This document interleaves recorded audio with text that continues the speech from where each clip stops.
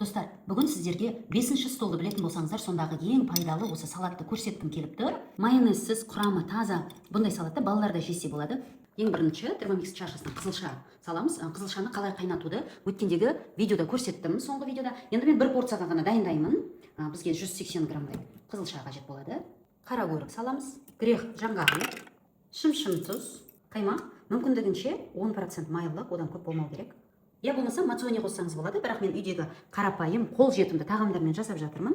Бізде салат небәрі 5 секундта дайын болды. Қараңыздар, қандай бізге өзі өлшеп, өзі араластырып, және де ұсақтап берді.